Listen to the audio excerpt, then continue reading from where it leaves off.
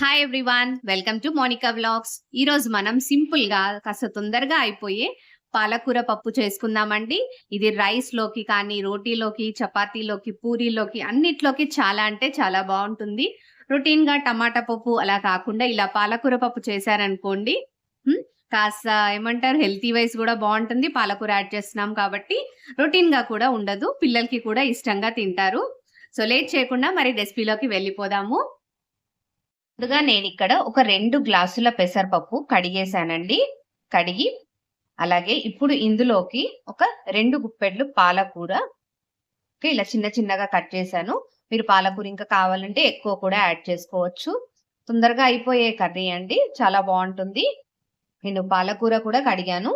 అలాగే ఇందులోకి కొంచెం కొత్తిమీర, కాస్త కరివేపాకు అండ్ ఒక 3 అలా పచ్చిమిర్చి, అలాగే ఒక పెద్ద ఉల్లిగడ్డ తీసుకుంటున్నాను. అలాగే ఇందులో ఒక 1/2 టీ స్పూన్ అలా పసుపు. వీటన్నిటికీ సరిపడా నీళ్లు యాడ్ చేసేసుకొని వీటిని ఫస్ట్ ఉడకబెట్టుకోవాలి మనం.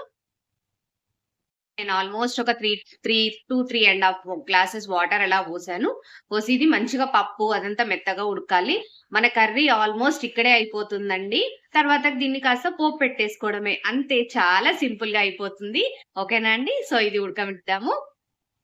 కోసం నేను ఇక్కడైతే ఒక 2 ఎండుమిర్చి, అలాగే కాస్త వెల్లుల్లి, కొంచెం కరివేపాకు, కాస్త కొత్తిమీర ముందుగానే కట్ చేసి పక్కకు పెట్టేసుకున్నాను. చూడండి, మనకు పాలకూర పప్పు మంచిగా ఉడికింది, చూస్తున్నారు కదా. సో ఇప్పుడు దీన్ని తాలింపు పెట్టేసుకోవడమే. పోపు పెట్టేసుకుందాము. వేసేసుకొని ఒక 2 టేబుల్ స్పూన్ల ఆయిల్ యాడ్ చేసుకోవాలి. ఆయిల్ వేడైందండి. ఇప్పుడు ఇందులో ఒక 1 టీ స్పూన్ ఆవాలు, అలాగే ఒక 1 టీ స్పూన్ జీలకర్ర, ఒక చిటికెడు ఇంగువ, వెల్లుల్లి రెబ్బలు,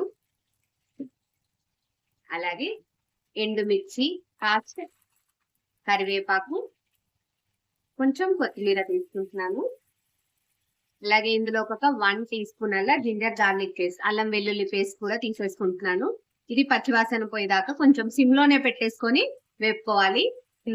ఇప్పుడు ఇందులో ఒక 1/2 టీ స్పూన్ అలా పసుపు యాడ్ చేస్తున్నాను. మనం పప్పు ఉడికేటప్పుడు కూడా యాడ్ చేసాం కాబట్టి నేను కొద్దిగా తక్కువ యాడ్ చేస్తున్నాను.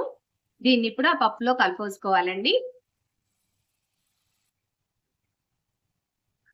ఇప్పుడు ఇందులోకి నేను ఒక 1/2 టేబుల్ స్పూన్ అలా కారం యాడ్ చేస్తున్నాను. మీరు ఒకవేళ తక్కువ తినేలా ఉంటే కాస్త తక్కువ యాడ్ చేసేసుకోండి. అలాగే మీ రుచికి సరిపడా సాల్ట్. నేనైతే ఒక 1 టీ స్పూన్ అలా 1.5 టీ స్పూన్ సాల్ట్ యాడ్ చేశాను. అలాగే ఇందులోకి ఒక 1 టీ స్పూన్ ధనియాల పొడి. ఇవి వేసి ఒక 1 to 2 మినిట్స్ అలా ఉడకనివ్వండి. చెక్ చేసుకోండి, ఉప్పు కారం ఏమైనా పడుతుంది అంటే ఉడికేటప్పుడు మళ్ళీ యాడ్ చేసుకోవచ్చు. చూడండి, ఒక 2 నిమిషాలు అయిపోయింది. ఒక 2 నిమిషాలు అయిపోయాక ఒకసారి టేస్ట్ చూడండి. ఏమన్నా ఉప్పు కారం పడుతుంది అనుకుంటే యాడ్ చేసేసుకొని మరొక 2 నిమిషాలు లేదా కాస్త దగ్గరకు వచ్చేదాకా ఉడికిచ్చేసేసుకోండి. ఇంకొంచెం దగ్గరకు వచ్చిందంటే అయిపోతుందండి మన కర్రీ.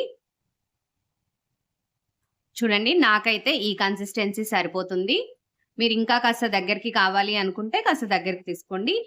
ఓకేనా అండి? లేదు అనంటే కొత్తిమీరతోటి గార్నిష్ చేసేసేయండి. అంతే, వేడి వేడిగా పాలకూర పెసరపప్పు కర్రీ రెడీ అయిపోయింది. చూస్తున్నారు కదండి, చాలా సింపుల్ కర్రీ. మరి నా వీడియో మాత్రం నచ్చితే ఒకసారి తప్పకుండా లైక్ చేయండి, షేర్ చేయండి, సబ్స్క్రైబ్ చేసుకోండి. మళ్ళీ నెక్స్ట్ వీడియోలో మళ్ళీ కలుద్దాం. హ్యావ్ ఎ నైస్ డే అండి. Thank you for watching.